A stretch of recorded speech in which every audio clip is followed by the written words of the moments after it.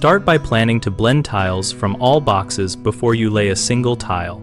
When working with large format tiles across a room, use a systematic mixing and laying approach to avoid shade lines and pattern repeats.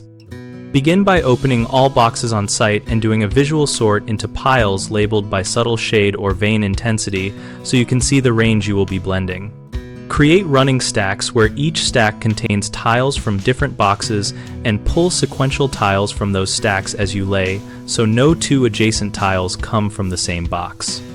Dry lay a small area to confirm the blend looks natural and adjust the mixing ratio if a particular box reads lighter or darker. When possible, confirm with your supplier that all tiles are from the same shade lot and order extra boxes to cover breakage and future repairs so you do not need to match a later production run. Keep placement consistent with your chosen layout orientation and use a long straight edge or laser to maintain consistent grout joint alignment across large sheets. Common mistakes include placing tiles directly from one box in sequence, which creates visible banding. Prevent this by pre-mixing and pulling from mixed stacks.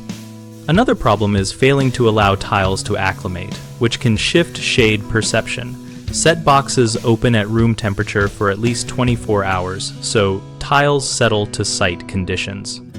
The third issue is not checking large format flatness and lippage, which makes shade differences more obvious. Grout and install with appropriate adjustable clips or shims, and check flatness frequently with a long straight edge. BigHomeProjects.com helps homeowners search for local contractors who work with tile and large format installations and discover peers sharing techniques and supplier notes. We also connect contractors with lead opportunities and host an active discussion community where installers and owners exchange practical mixing and layout advice.